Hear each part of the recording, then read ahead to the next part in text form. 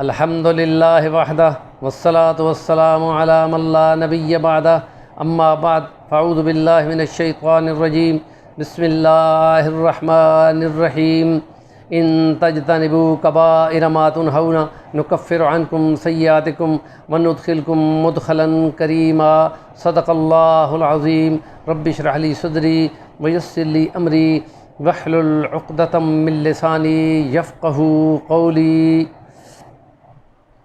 نبی کریم صلی اللہ علیہ وسلم نے اس کی تشریح میں فرمایا کہ تم کبیرے گناہوں سے بچنے والے بن جاؤ۔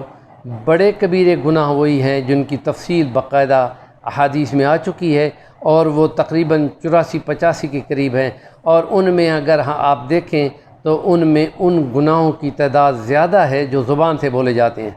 تو زبان سے جھوٹ بولنا بھی گناہ ہے، اس کو کہا کہ یہ تو منافق کی علامت ہے، اور امانت رکھی جائے تو خیانت کر دے، اور جب وعدہ کرے تو اس کے خلاف کرے۔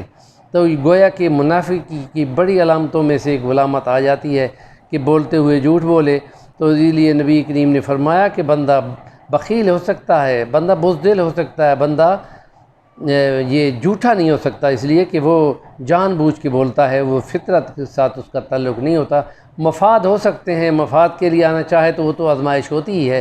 تو اس لیے فرمایا کہ وہ جو زبان سے وعدہ کرتا ہے اس کے خلاف کرتا ہے، تو مسلمان کی ایک زبان ہی تو ہے جس کے ذریعے سے وہ کلمہ پڑھتا ہے، اور اس کے ذریعے سے ایجاب و قبول کرتا ہے، اور اس کے ذریعے ہی اس کا نکاح طلاق ہوتی ہے۔ تو یہ زبان اگر یہی چلی جائے تو پھر اس کے بعد بچے گا کیا؟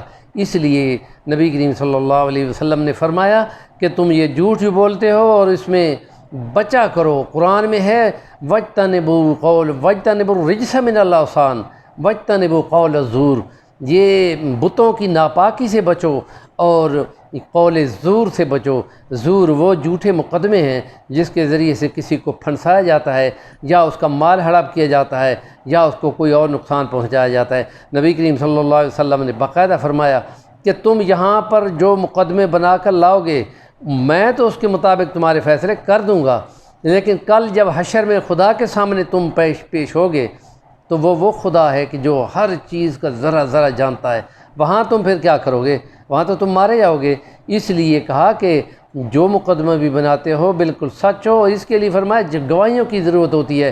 تو اس لیے کہا کہ جو کتمان گواہی جس کو ہم کہتے ہیں کہ حق بولنا، وہ اگر چھپا دیتا ہے تو کہا وہ آسم قلبہ، اس کا دل بہت بڑا گناہ کر لیتا ہے، اور اس لیے گواہی کو چھپانا بڑا جرم ہے۔ اور پھر اس سے بھی بڑا ظلم یہ ہے کہ جھوٹی گواہی دینا، یہ تو اس سے بھی بڑا جرم ہے۔ اس لیے فرمایا کہ جھوٹی گواہیاں لا کر، جھوٹے مقدمے بنا کر تم یہاں تو کامیاب ہو جاؤ گے، لیکن حشر کے میدان میں آخر جانا تو ہے، وہاں کیا کرو گے؟ وہاں تو تم الٹا مارے جاؤ گے۔ اس لیے حضور نے فرمایا بچو اپنے آپ کو اور اپنے مسلمان بھائیوں کو بچاؤ۔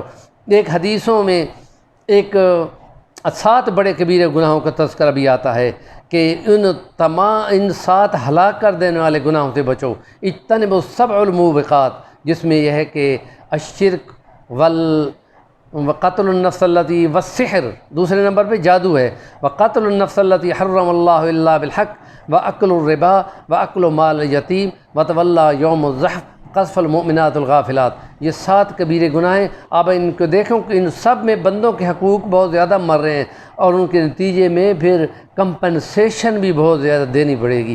اور خاص طور پہ شرک کے لیے تو باقاعدہ کہہ دیا گیا ہے کہ اللہ پاک تمام گناہوں کو تو جس کچھ کے لیے چاہے گا معاف کر دے گا، لیکن شرک کے لیے اعلان یہ قرآن میں کلام ہے کہ میں ہرگز معاف نہیں کروں گا۔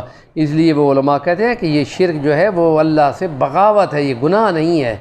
اس لیے اللہ کی ذات میں شرک کرنا، جیسے عیسائیوں یہودیوں نے کیا، اس کی ذات میں اس کا بیٹا، اس کے مکے کے مشرکین نے فرشتوں کے خدا کو بیٹیاں کہا، اور یا مشرکین نے اللہ کی صفات جو الوہی صفات ہیں، خدائی کی صفات ہیں، ان میں لات و منات اور عزا اور حبل، ان کو اپنے بتوں کو اور غیر خدا کو ان میں اختیار اور شریک بنا لیا۔